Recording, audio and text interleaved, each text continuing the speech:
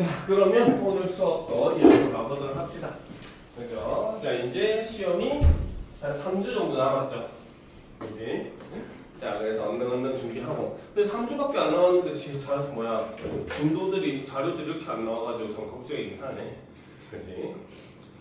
지난번 중간 때 한 4개 정도 들어갔었지? 너희도 그렇지? 아, 너희 3개 들어갔나? 많이 들어가지 않았어요? 아니야. 아니, 그니까 세트로. 자, 나온 걸로. 3개? 4개? 지금 몇 개 들어갔는지는 몰라. 그치? 그래서 그 정도니까 아마 한 2-3개 정도는 더 나오지 않을까 싶긴 해요. 알겠죠? 자, 그럼 일단 이번 시간에 먼저 병정고 거부터 마무리를 하도록 합시다. 알겠죠? 자, 고전적 기술 철학은 개별적인 기술 하나하나에 관심을 두기보다는 뭐다? 포괄적인 기술 일반에 주목을 했다는 거죠. 그쵸? 자, 여기서 고전적 기술 철학이 주목을 한 거는 개별적 기술이 아니라 바로 뭐다? 포괄적 기술 일반에 주목을 했다는 거죠. 자, 그리고 이제 어떻게? 현대 기술에 대해서 비판적으로 고찰을 했다. 라는 게 바로 고전적 기술 철학의 특징이라고 볼 수 있다는 거죠. 자, 고전적 기술 철학의 대표적인 철학자로 엘릴과 마르쿠제가 있다. 자, 엘릴은 첫 번째 사람으로서 지금 엘릴이라고 하는 인물을 제시를 하고 있죠. 자, 이 엘릴은 바로 뭐다? 자율적 기술론의 관점에서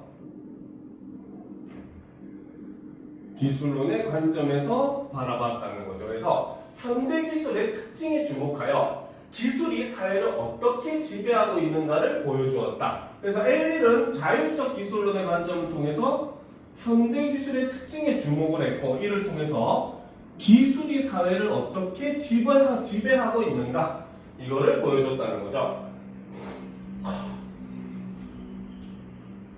자, 여기서 자율적 기술론이라고 하는 것은 바로 뭐다? 도구적 기술론과 대비가 된다는 거죠. 자, 도구적 기술론에서 도구적 기술론에서 기술이라고 하는 것은 바로 뭐다? 가치 중립적인 것.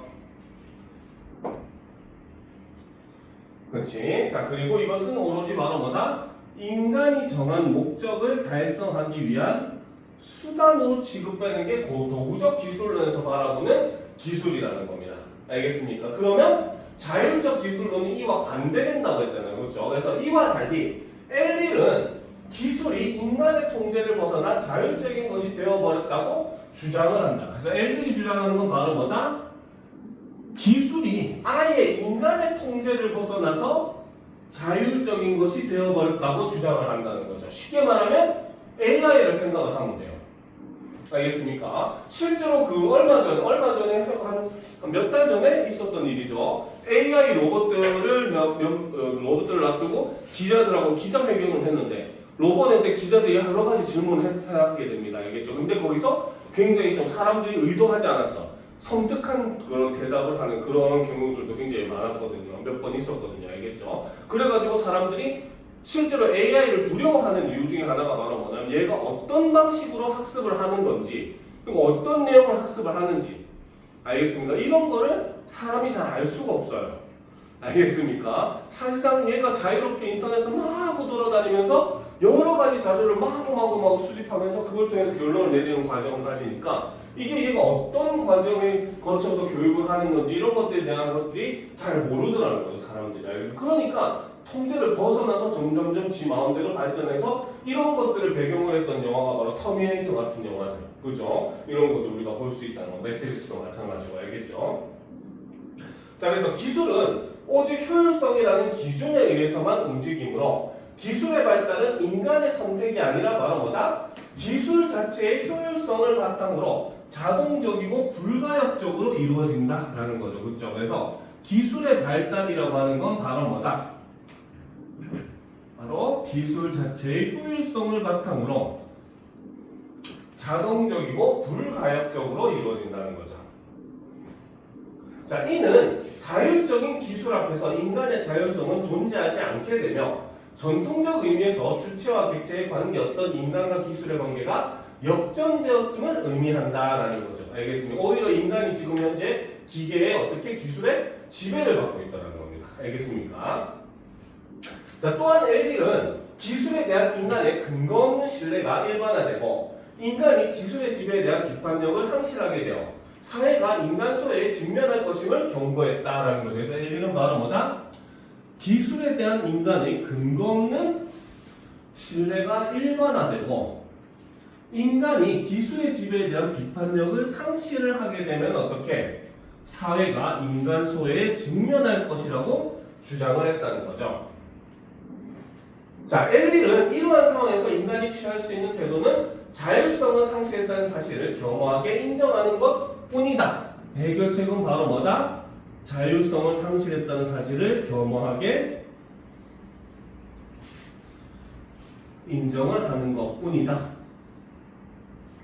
라고 얘기하더라는 거죠. 알겠습니까? 자, 이런 건 어떻게 보면 이 엘릴의 생각은 현대의 우리 사회의 모습을 우리가 고민을 해보면은 굉장히 공감을 할 수 있는 내용들이 많죠. 그렇죠? 지금 현대 사회는 어떻습니까? 사람들이 뭐 AI는 아직까지는 그 발달 단계이다 보니까 우리의 삶에서 그렇게 이제 뭐 깊이 있게 뭐 적용을 하지 못하고는 있다고는 하지만 그래도 실제로 요즘 뭐 가장 문제되는 것 중에 보면 뭐 AI를 이용한 딥페이크 범죄라든지 그죠? 그 다음에 AI로 쓴 챗 GPT로 쓴 논문이 실제로 논문 심사에 통과를 해버리는 그런 일들도 발생을 하고 그렇죠. 그러니까 점차 인간과 이제 기계에 대한 기술에 대한 그 구분이 모호해지는 그런 사회가 되고 있습니다. 그래서 AI 뭐 그림 그려달라고 해도 웬만한 작가 못지않은 그림이 요즘은 나오고 하는 시대가 돼버렸잖아요. 그렇죠?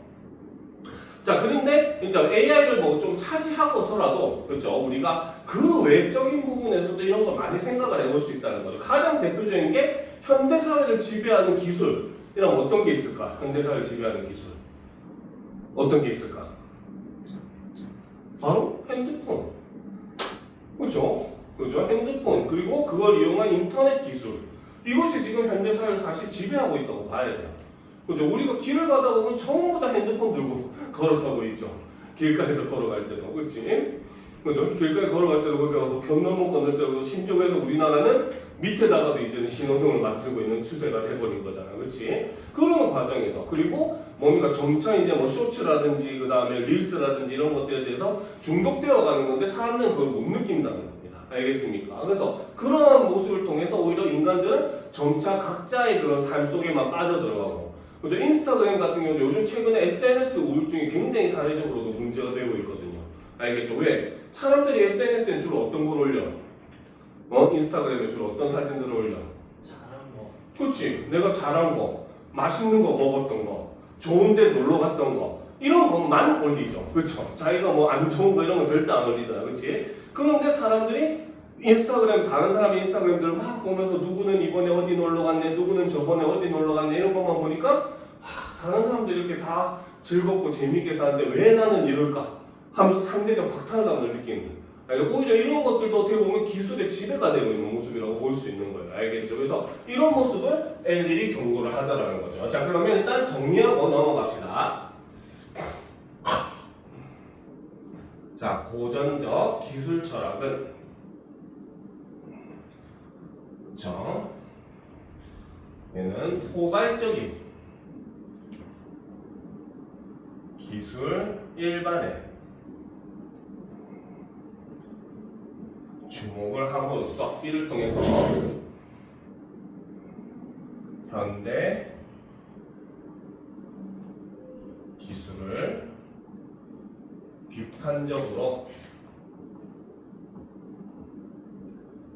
고찰을 하더라는 거죠. 자, 그 첫 번째 사람이 바로 엘릴이라고 하는 사람이라는 거죠. 그렇죠? 자, 이 엘릴은 자율적 기술론의 관점을 가지고 있던 그런 사람이었다는 거죠. 그래서 이 엘릴이 주장하는 건 바로 첫 번째 바로 뭐다? 현대 기술의 특징에 주목을 했고 이를 통해서 어떻게 기술이 사회를 지배하는 방식에 대해서 이야기를 했다는 거죠. 알겠습니까?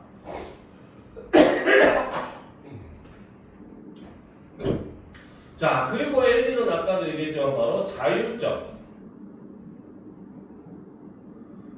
기술론의 관점에서 이야기를 한댔죠. 자율적 기술론이라고 하는 건 바로 뭐다? 기술이 인간의 통제를 벗어나 그렇죠?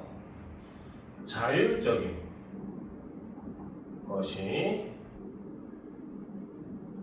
되어버렸다 라고 주장을 하는 거죠. 자, 이 자율적 기술론과 대비되는 것이 바로 도구적 기술론.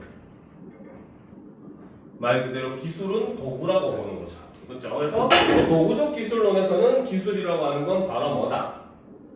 바로 기술은 가치 중립적인 것이죠. 그렇죠? 가치 중립적이라고 하는 게 뭡니까? 기술 자체는 선악을 나눌 수가 없다는 거죠. 알겠습니까? 왜? 노벨이 다이너마이트를 만들었어. 처음에 만들 때는 광산에서 이제 사람들이 좀 더 편하게 안전하게 일을 하기 위해서 뭡니까? 그 다이너마이트를 만들었단 말이야. 근데 실제로 다이너마이트는 전쟁에서 제일 많이 쓰이게 돼요. 알겠습니까? 그러면 다이너마이트가 나쁘다 착하다 우리는 얘기할 수가 없다는 거죠. 그렇죠? 아인슈타인의 특수 상대성 이론도 마찬가지입니다. 알겠습니까? 원자탄이라고 하는 것도 아인슈타인이 원래는 이제 원자력 에너지나 이런 걸 통해서 상대성 이론을 고증을 한 거였단 말이야. 알겠지? 근데 쓰는 사람들이 그걸 가지고 원자 폭탄을 만들고 또 어떤 사람들은 원자력 발전을 만들고 그러니까 이건 우리가 원자력이라고 하는 것들 자체가 다 착하다 나쁘다 볼 수 없다고 보는 게 바로 가치 중립적이라고 보는 이 도구적 기술론이라는 거죠. 알겠습니까? 자, 그래서 이것은 바로 뭐다? 기술은 가치 중립적이고 바로 뭐다? 인간이 정한 목적 달성을 위한 수단으로 보는 것이 도구적 기술론인데 자율적 기술론은 이것과 완전히 반대라는 거죠. 자, 그렇기 때문에 이제 엘릴에 따르면은 기술의 발달이라고 하는 것은 바로 무엇이다? 바로 기술 자체의 효율성을 바탕으로 자동적이고 불가역적 우리가 반대할 수 없다는 거야. 막을 수 없다는 거야. 알겠습니까? 자, 그렇기 때문에 이제 엘릴이 바로 뭐라고 얘기를 합니까? 그렇죠? 바로 인간과 기술의 관계를 보게 되면은 그렇죠. 그래서 인간과 기술의 관계가 바로 현재는 역전되고 있는 상황이다. 역전되었다라고 얘기를 한다는 거죠. 자, 그래서 이 관점에 따르면 바로 뭐다? 기술에 대한 인간의 근거 없는 신뢰가 일반화가 되고, 그죠? 자, 그 다음 플러스, 자, 기술의 지배에 대한 비판력을 상실을 하게 되면 그 결과로서 어떻게 된다? 바로 인간 소외 현상이 일어날 것이다 라는 거죠. 알겠습니까? 자, 그래서 이제 엘릴이 대응책으로 제시하는 거는 결국은 바로 뭐다? 우리는 기술에 지배되고 있다는 걸 인정하는 거야. 알겠습니까? 사실 벗어날 수 있다 없다? 없다는 뜻이 되어버리는 거죠. 알겠습니까? 그래서 다섯 번째는 바로 뭐다? 그렇죠? 인간의 대응은 땡땡 바로 뭐다? 자율성 상실의 현실을 겸허히 인정하는 것뿐이라는 거죠. 그 외에 다른 대응책은 있을 수가 없다는 겁니다. 왜? 이거는 이런 현상은 불가역적, 우리가 저항을 할 수 없는 현상이니까. 알겠습니까?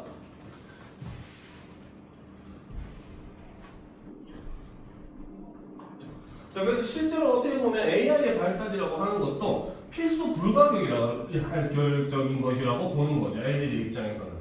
알겠습니까? 그러니까 이 AI에 의해서 나중에 또 진짜로 인간 사회가 일어나는 현실도 일어날 수 있고, 그때는 우리는 막을 수 없다는 거야. 알겠습니까?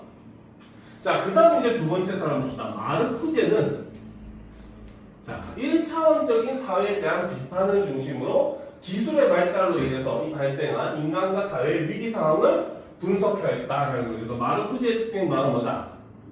1차원적 사회에 대한 비판을 중심으로 했고, 그렇죠. 그래서 이 사람은 기술의 발달로 인해 발생한 인간과 사회의 위기 상황을 분석을 하는 일을 했다는 거죠.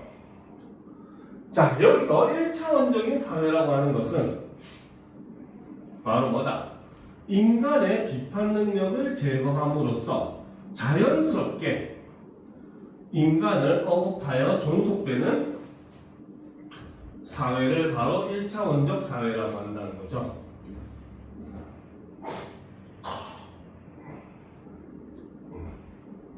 자, 그래서 1차원적 사회에서 기술은 바로 뭐다? 구성원을 효율적으로 통제하기 위한 지배 이데올로기라는 거죠. 알겠습니까?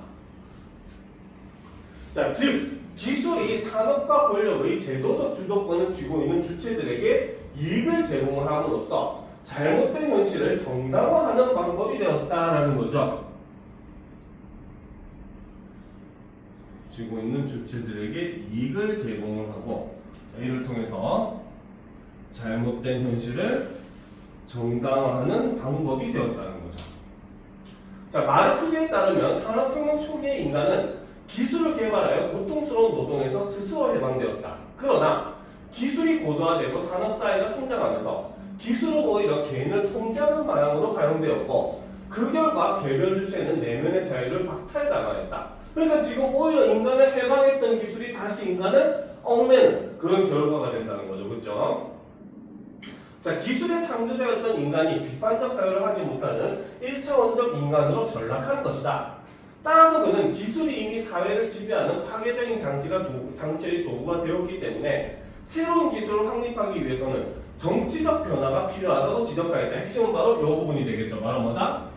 기술이 이미 사회를 지배하는 파괴적인 정치의 도구가 되었다는 거죠.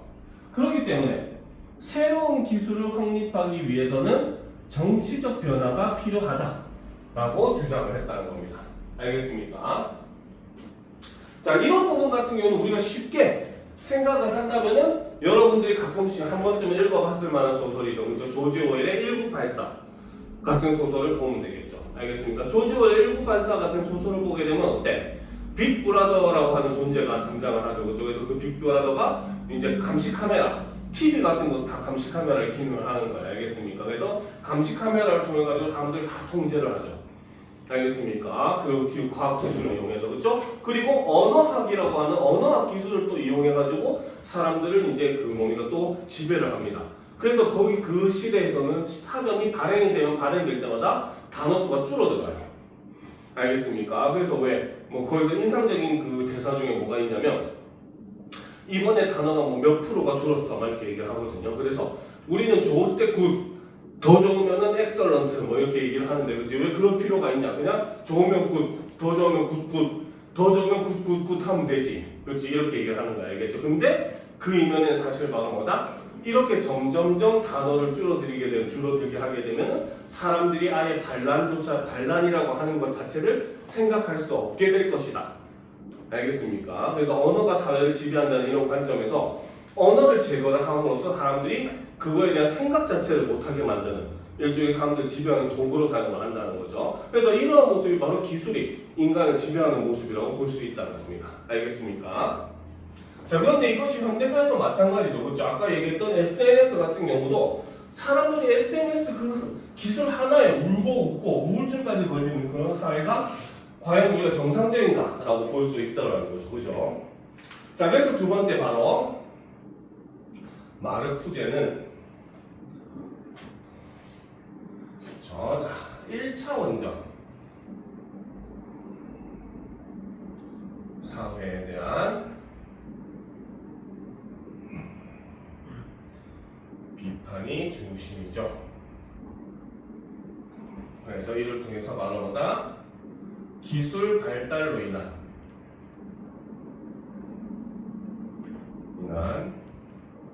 인간과 사회의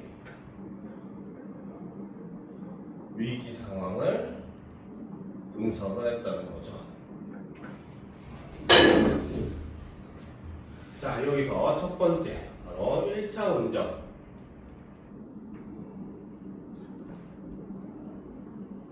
사회라고 하는 것은 바로 뭐다? 인간의 비판 능력을 제거하는 거죠.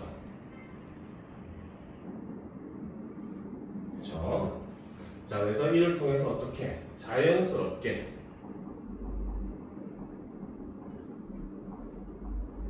인간을 억압하여 존속되는 사회를 1차 원적 사회라는 거죠.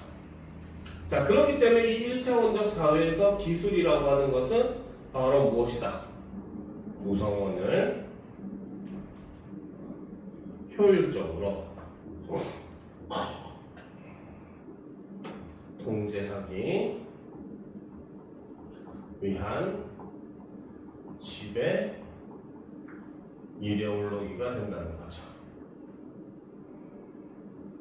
그렇죠? 그래서 이런 모습은 사실 우리가 중국만 봐도 충분히 알 수가 있어요. 그렇죠? 최첨단 AI, 최첨단 안면 인식 기술 쓰면 뭐합니까?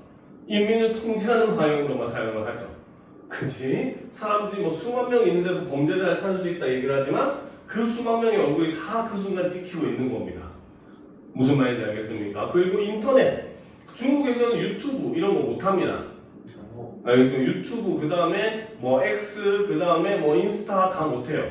알겠습니다. 그래서 그 중국은 중국만의 SNS가 존재를 하죠. 그렇죠? 웨이보라든지 이런 것도 존재를 하거든요. 근데 그렇게 하는 이유가 바로 뭐냐면 일단 첫 번째 표면적인 이유는 자국 산업을 육성시키기 위해서, 외국 산업을 막고 자국 산업을 더욱더 활발하게 하기 위해서라고는 하지만 사실 진짜 이유는 이 회사들은 전부 다 대부분 국가의 명령을 받고 있는 회사다 보니까 언론 통제나 이런 것들이 가능해요. 국가에 의해서. 알겠습니까? 그래서 어떤 것들에 대한 게시물 이런 것들 다 지워버린다는 이런 통제가 가능하거든요. 그래서 이런 통제에 의해서 이렇게 하는 모습을 많이 볼 수 있더라는 겁니다. 알겠습니까? 자, 그래서 이런 지배 이데올로기를 사용한다는 거죠. 자, 그렇기 때문에 바로 뭐다? 기술이 산업과 권력의 제도적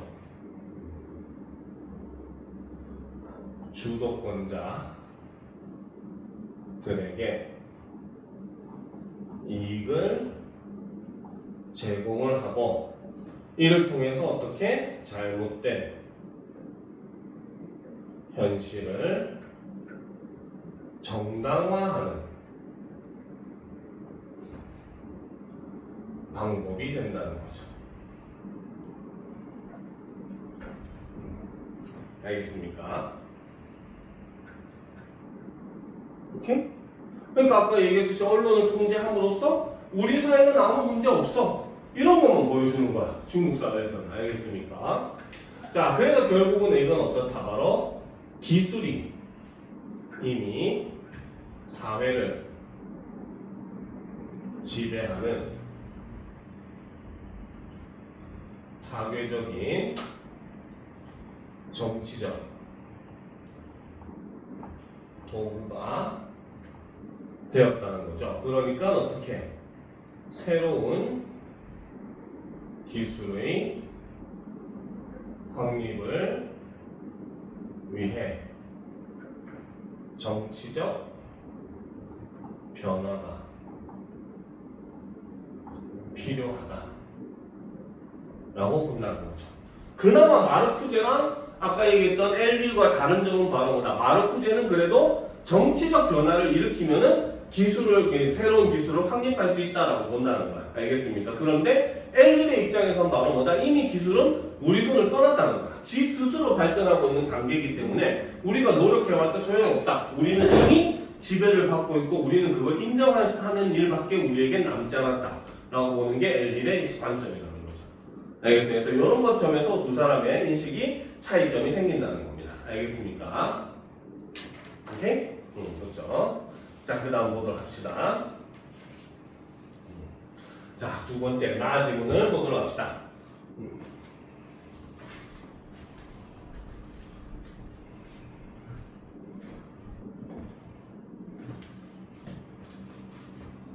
자, 기술 1번에 대해 추상적으로 고민할 것이 아니라 실제 기술에 대한 경험적 연구를 수행해야 한다고 믿는 철학자들은 자신들의 시도를 경험으로의 전환이라고 불렀다라는 거죠. 자, 여기서는 지금 경험으로의 전환을 얘기를 합니다. 이거는 바로 뭐다?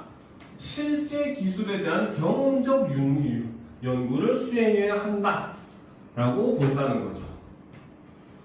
알겠습니까? 쉽게 말하면 경험주의자들이라고 생각하면 됩니다. 알겠습니까? 내가 직접 실험해보고 확인하지 않은 것은 믿을 수 있다 없다? 그렇지, 없다가 된다는 거죠. 알겠습니까? 자, 이들은 고전적 기술 철학자들이 기술이 초래한 문제들에 집착한 채 기술을 외부에서만 관찰이 가능한 커다란 암흑상자로 취급해왔다고 비판하였다라는 거죠. 이거는 바로 경험주의 철학자들이 고전적 철학자들을 기술 철학을 비판한 내용이라는 겁니다. 자, 그리고 개별 기술들의 내용과 발전 과정들을 구체적으로 분석하고 그 토대 위에서 철학적 사유가 진행되어야 한다고 보았다. 자, 이런 점도 차이점이 되죠.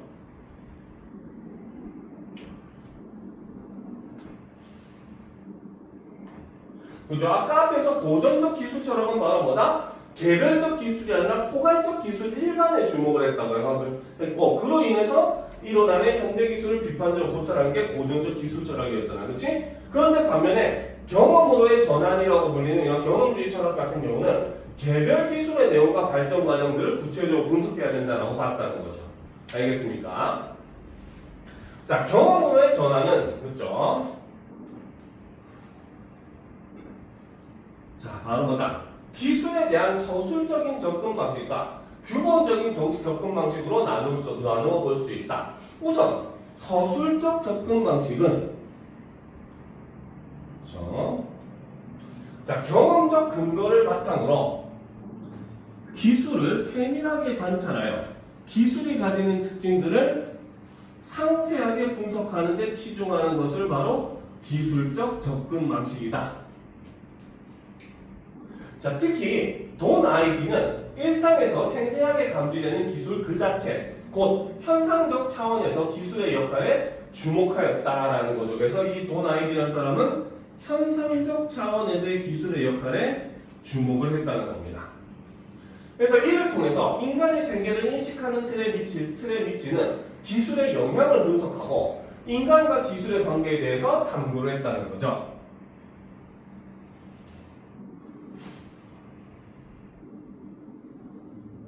그렇죠. 즉 바로 뭡니까? 사람이 세계를 인식하는 틀에 기술이 굉장히 큰 영향을 미쳐요.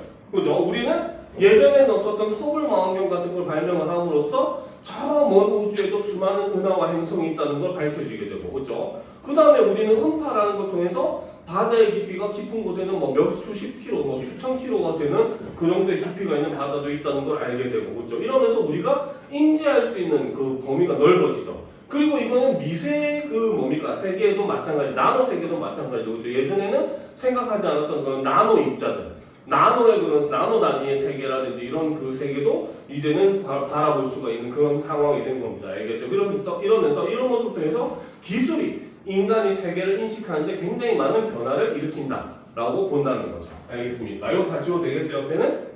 그죠?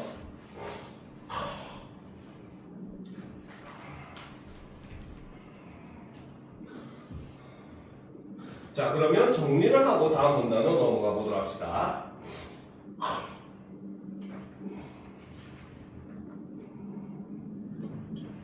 자, 경험으로의 전환.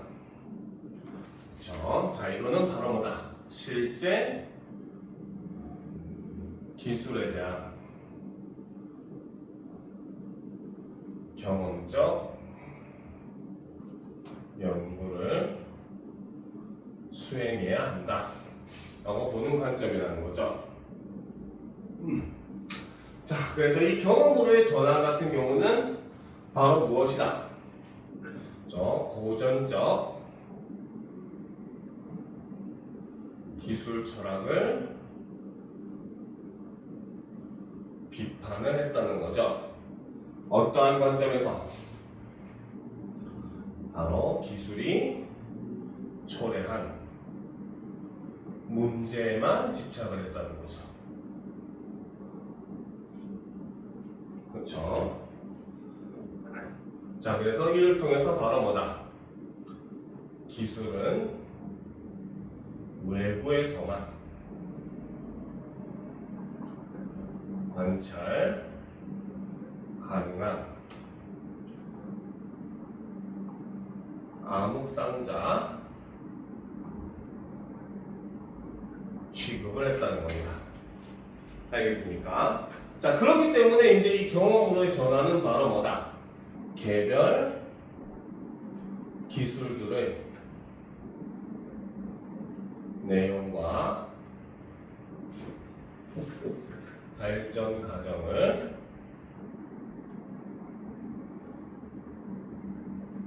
구체적으로 분석을 하고, 자, 그리고 그 토대 위에서 철학적 사유를 진행을 해야 된다.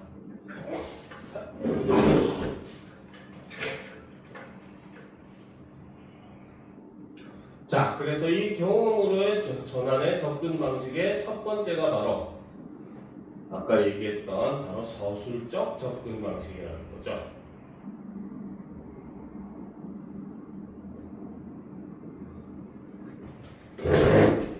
그죠? 그래서 서술적 접근 방식은 바로 뭐다? 경험적 근거를 바탕으로 기술을 세밀하게 관찰을 하고, 그렇죠? 기술이 가지는 특징들을 상세히 분석하는 거에 치중을 한다는 거죠. 그렇죠? 자, 그래서 이 가장 대표적인 사람이 돈 아이디 라고 하는 사람인데, 그렇죠? 이 사람은 바로 뭐다? 현상적 차원, 즉 일상에서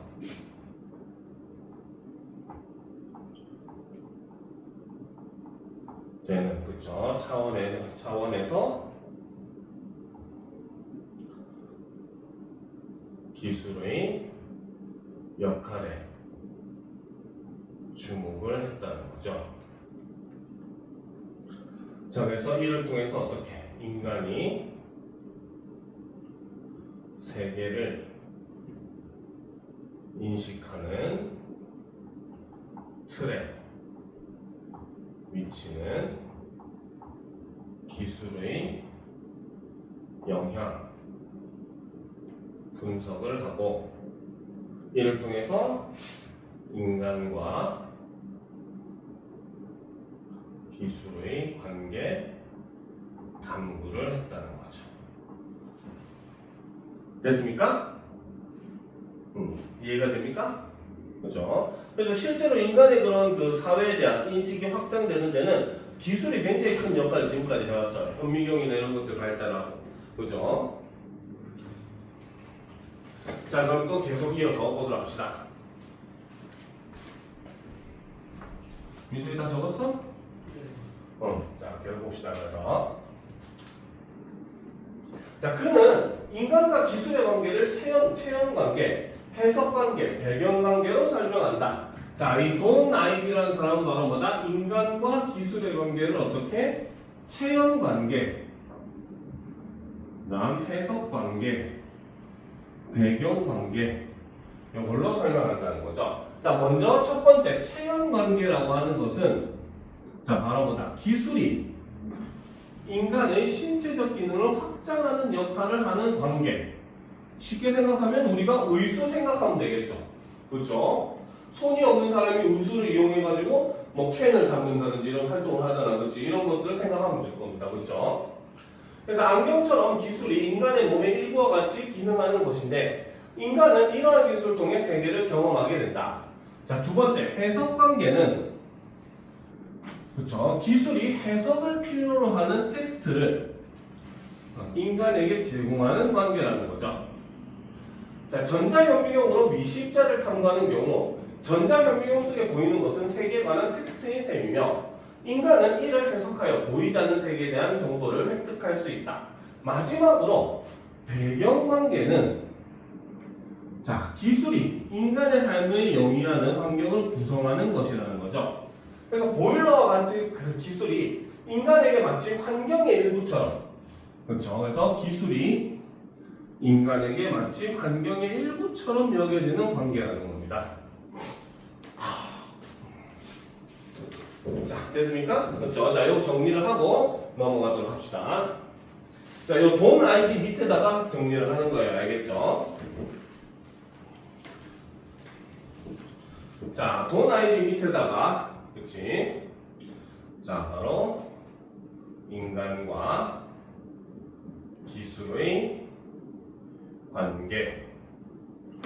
첫 번째가 바로 체형 관계. 자, 이거는 바로 기술이 인간의 신체적 기능을 확장하는 역할을 하는 관계라는 거죠. 자, 그 다음 두 번째 해석 관계는 기술이 해석을 필요로 하는 텍스트를 인간에게 제공을 한다는 거죠. 즉 쉽게 말하면 우리가 현미경이든 망원경이든 이런 것들에서 관찰을 한다는 건 그것은 그 자체로 하나의 텍스트가 될 수 있다는 겁니다. 텍스트라고 하는 건 뭡니까? 의미를 전달하는 모든 걸 다 텍스트라고 하거든요. 알겠습니까? 그러니까 인간은 바로 뭐야? 그 제시된 현미경을 관찰한 내용을 해석하고 분석하고 하잖아요. 그렇죠? 그게 바로 텍스트를 해석하고 분석하는 행위라고 보는 겁니다. 알겠습니까? 자, 그리고 이제 마지막 세 번째가 바로 배경관계.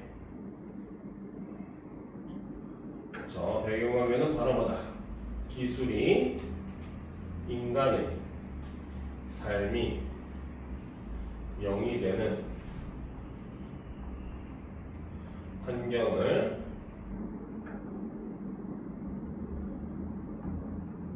구성하는 것이라는 거죠. 그렇죠?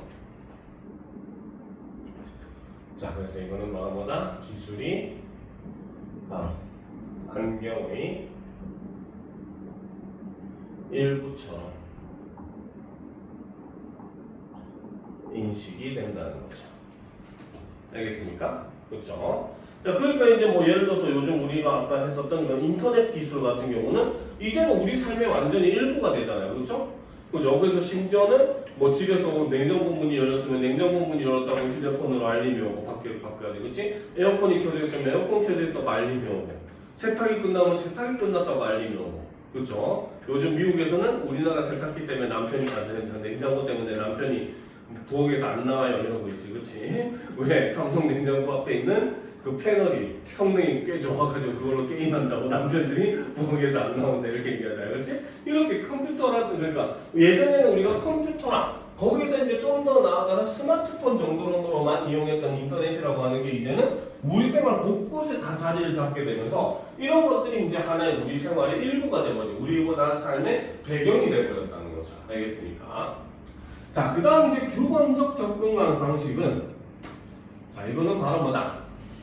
자, 기술이 야기한 문제에 대한 대안을 모색하는 게 바로 규범적 접근 방식이라는 거죠.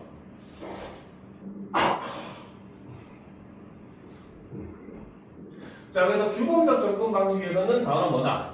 고전적 기술 철학자들이 기술 사회의 문제와 상황의 심각성을 지적하면서도 구체적인 대안을 제시하지 않았다고 보았다. 그렇죠? 왜? 아까 엘들 같은 경우도 바로 뭐야? 인간이 할 수 있는 건 오직 뭐밖에 없다? 기술한테 지배당하고 있다는 거 인정하는 것밖에 없다. 우리 할 수 있는 거 없다. 이렇게 얘기했고, 그렇죠? 그 다음에 마르크스 같은 경우도 역시 바로 어때? 새로운 정치를 만들면 되긴 하는데 그게 상당히 어렵거든요. 지금 현재 우리가 누리고 있는 민주주의, 공산주의 같은 개념도 만들어진 지 지금 100년이 넘었습니다. 알겠습니까? 그러니까 이게 상당히 힘들긴 해요. 알겠죠? 그러니까 제대로 된 대안을 제시하지 못했다는 거. 그래서 규범적 접근 방식을 하는 사람들은 이걸 비판을 했다는 거죠. 자, 그래서 핀버그는 그죠? 자, 사회 구성주의자들의 이론을 토대로 기술의 민주화를 주장하였다. 자, 사회 구성주의자들에 따르면 기술의 발달은 효율성과 같은 일정한 법칙에 의해서 이루어지는 것이 아니다라고 봤다는 거죠. 이런 점은 바로 뭐다? 아까 앞에 있었던 뭡니까? 마르크스와 차이점이라고 볼 수 있겠지, 그렇지? 자, 그들은 바로 뭐다? 특정 기술과 정확하게는 특정 기술과 관련된 사회 집단의 상호작용에 의해 여러 가지 변화 가능한 방향 중 하나가 무의식적이고 우연적으로 선택되어 기술의 발달이 이루어진 것이다 라고 본다는 거죠. 알겠습니까? 그렇죠? 그러니까 지금 현대사회는 뭐야? 좀 약간 비정상적으로 인터넷과 관련된 기술들이 발달하게 되는 거야. 그렇지? 그 이유는 바로 뭐 때문에? 우리 사회가 이제 바로 뭐야? 상호작용하는 과정에서 인터넷이 한게 중요하게 되니까 그것과 관련된 기술 중에서 뭡니까? 좀 약간은 무작위식으로 그 안에서 발달하게 된다. 완전히 범위가 없는 게 아니라 바로 뭐다? 사람들이 가장 뭐가 더 효율적이고 뭐가 좋다라고 인식하는 사람들의 관심도에 따라서 어떤 부분에서 발전할지가 정해지고 그 안에서 약간은 랜덤식으로 발전을 한다는 거죠. 그렇죠? 자, 핀버그는 이러한 우연성이 기술의 변화에 인간이 개입할 여지가 충분하다는 것을 보여주며 그래서 핵심은 바로 뭡니까? 바로 기술의 변화에 인간이 개입할 여지가 충분하다 라고 얘기했다는 거죠. 그리고 인간이 기술 발달의 방향을 긍정적으로 바꿀 수 있다. 자, 이게 바로 고전적 기술 철학과의 완전한 차이점이 되는 겁니다. 알겠습니까? 자, 사회 구성주의자들이 개별 기술의 발달 방식을 파악하는 데 주력하여 기술의 발달 과정에 사회적 합의가 있다는 것을 발견하는 데 만족하였다면 핀버그는 기술 코드를 민주적으로 바꿔야 한다고 강조하며 그렇죠? 핀버그의 내용 중 또 하나는 바로 기술 코드를 민주적으로 바꿔야 한다라고 강조했다는 거죠. 그래서 기술 사회의 바람직한 발전 방향을 제안하였다. 여기서 기술 코드라고 하는 건 바로 뭐다? 기술이 정의되고 활용되는 방식을 얘기를 하는데 자, 디자인이나 그것이 수행하는 역할, 기술이 가지는 사회적 의미 등을 포괄하는 개념이다. 그래서 기술 코드는 이런 것들을 포괄하는 개념이라는 거죠. 그래서 그는 기술에 대한 사회적 선택의 과정을 의식적 차원에서의 공론의 장으로 끌어내고 보다 광범위한 집단이 선택권을 나누어 가지면서 기술 발달의 민주화를 위해 노력하는 것이 필요하다고 강조했다. 라는 거죠. 그래서 기술 발달이 민주화되어야 한다. 독재되면 안 된다라는 겁니다. 알겠습니까? 그래서 이번에 같은 경우도 구글도 바로 뭡니까? 유럽에서 독과점 이런 거 이번에 철퇴를 말했잖아, 그렇지? 그런 모습을 우리가 볼 수 있는 거죠. 그래서 자, 두 번째 바로 규범적 접근 방식은 바로 야기한 문제에 대한 대안을 모색하는 거다라는 거죠. 자, 이 규범적 접근 방식에 따르면, 그치?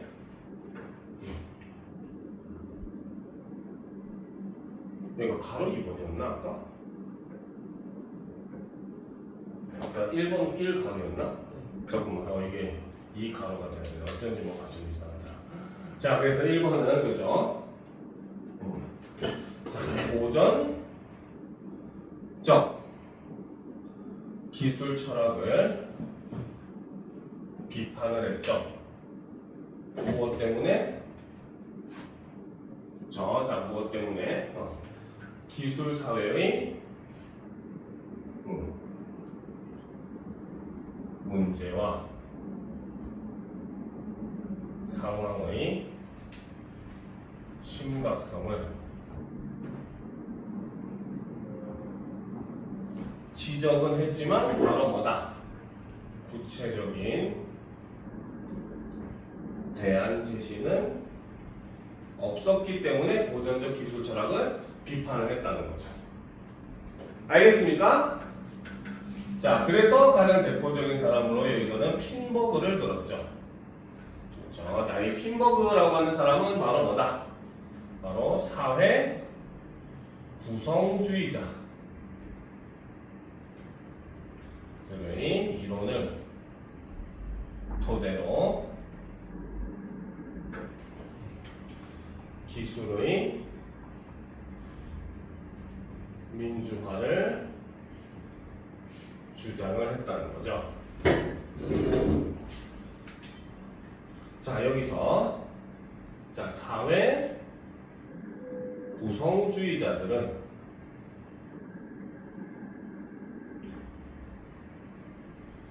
주의자들은 바로 뭐다? 자, 기술의 발달은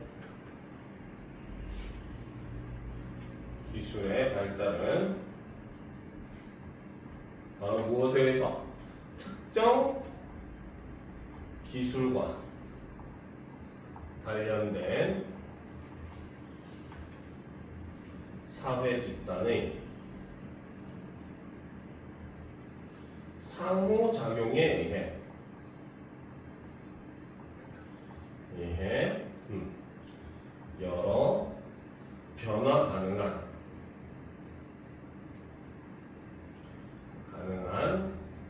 방향 중 하나가 무의식적